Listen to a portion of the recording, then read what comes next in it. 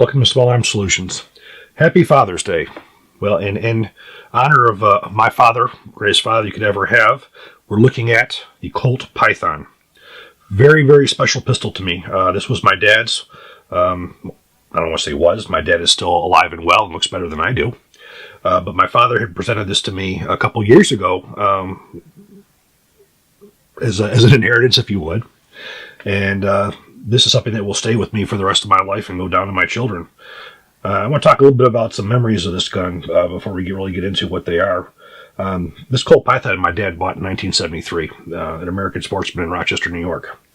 At that time, these were only like around $400, and it was still the Cadillac of pistols even back then. This was also the first real firearm I ever shot when I was probably 7 or 8 years old. One of my first memories of my dad with this gun was he had bought, I believe it was Speer who made them back in the probably early 80s. It was a plastic cartridge case with a black plastic bullet.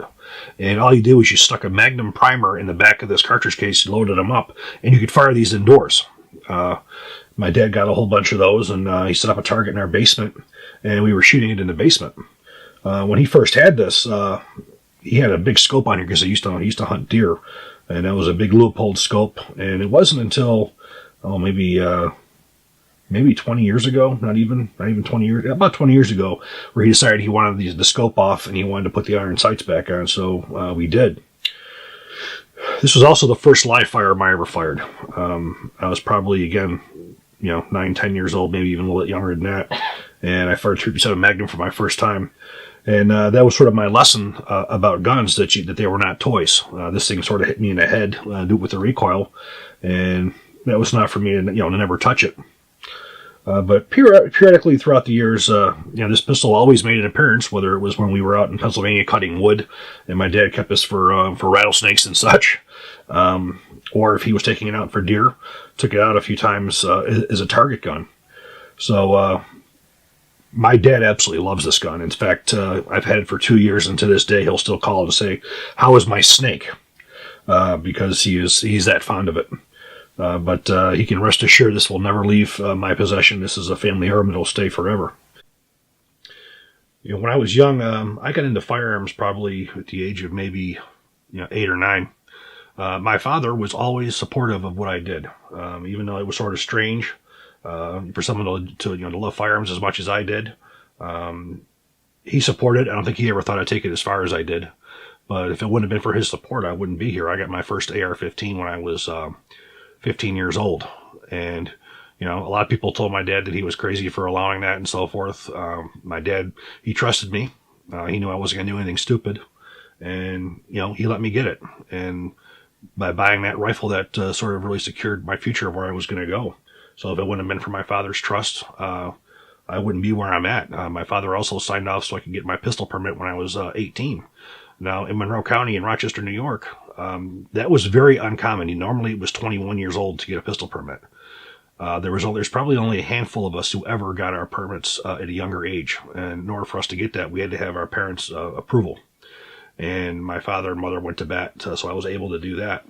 So they really, he really supported me in my future and my endeavors, and having the career in firearms. So I do have the greatest dad, and if it wouldn't have been for him, I wouldn't be where I'm at today. And like anybody, as you get older, you find out how right your father always was. So happy Father's Day, Dad.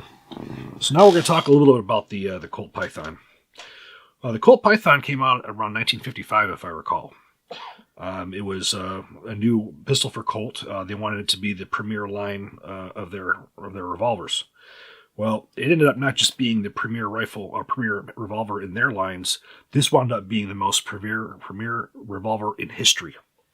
This pistol has been referred to as the Rolls-Royce of handguns. It's been referred to as the finest handgun in the world, and it has maintained that straight through today.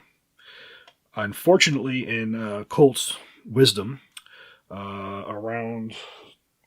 had to do some cheating here. In 2005, these things went out of production, and I'm going to tell you a little bit about that. Around 1999 is when they discussed or decided they were going to stop production of this revolver as well as all the revolvers. Management at Colt, unfortunately, due to the extended production of the M4 carbine right before the global war on terrorism. The CEO of Colt at the time, it was still General William Keyes, he viewed Colt as being primarily a defense contractor. They weren't really interested in the commercial end. They wanted to build guns for the military. So they shut down the entire revolver line, minus the Model P, or the cowboy guns, which were only made in the cowboy shop. He shut down that completely, dedicated that space to expand M4 production. And all of the 1911s that were still in production, all were made in the custom shop for the most part. That's where all the assembly was done. So basically, the 3/4 of the production floor at their Hartford facility was all building M4s. Now, Colt, ever since they had stopped production, has got phone calls on a daily basis, many phone calls with people requesting this gun to come out, for them to reintroduce it and start selling it again. Well, I think I can safely tell you guys, I don't believe that it will ever happen. This pistol was hand-built. This is a complete piece of engineering art.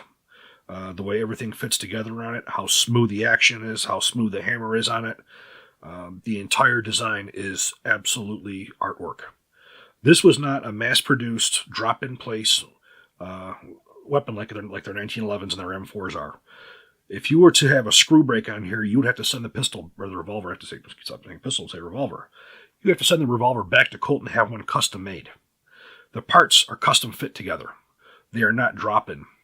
The hammer, the trigger, all that stuff is custom tuned to give you this absolute smooth as silk action that this revolver has. The barrel itself actually has a choke to it. As the barrel gets towards the end, it gets tighter. It gives you a tighter gas seal and increases accuracy. It's also noted for its vent rib it has on the top here. This vent rib can also be used to mount scopes to as well, but it's also there for heating. You have the full underlug here, which this underlug is pretty much hollow, giving it a very unique look. You have the traditional shape of the Colt revolvers, the way they have the cylinder release. When this thing first came out, it was offered, I believe, in royal blue and the nickel. As we see here is a beautiful specimen of the nickel-plated Colt Python. Colt would go on to produce these in 2.5-inch barrels, 3-inch barrels, 4-inch barrels, 6-inch barrels, and 8-inch barrels. The most popular was the 6-inch. The Colt Python, many law enforcement agencies had used it over the years, from the 50s right up through the 80s, when law enforcement got away from revolvers and went to semi-automatic pistols. So if you were lucky enough to work for a police department that wanted to have the finest guns in the world, they had the Colt Pythons. Well, unfortunately, with the changeover going to automatics, the revolvers just fell by the wayside. So all those big contracts, which Colt likes so dearly, the large production contracts, those had went away. But General Keyes made a lot of changes when he went into Colt. One of them was stopping revolver production. One of them was stopping the 9mm caliber pistol development. He would not allow any 9mm to come out of there other than the Colt 9mm carbine while he was running the place. But because of that, the demand went up for these. The prices have gone astronomical. If you wanted to buy one of these today, you're probably looking at between $2,000 on the low end to over $5,000. These pistols were made in a few different finishes. Again, you had the royal blue, you had the nickel, you had a brushed stainless steel. There were a few other sort of boutique ones that they did as well. There's a lot of commemorative ones of these that were made, a lot of customized ones that were made. There's been a lot of interest abroad of these. There were several royalty families over in the Middle East who procured these as part of their own collection, including the former King of Jordan, King Hussein, the first one, not the one we have right now. He had an entire firearms museum of his personal collection, and he was quite fond of the Pythons. So this gun had an incredible following. And the reason why I don't believe you're ever going to see these again is because, as I previously stated, this was a custom handgun. You had skilled gunsmiths who built these by hand, and from the 50s right through when they stopped making them. That does no longer exist at Colt. Colt now, pretty much everything that they make is CNC machined. It's all drop and plug. The people who actually built these revolvers throughout those years are all gone. They're all retired by now. And the new people that are in there are more of the CNC type, putting them together.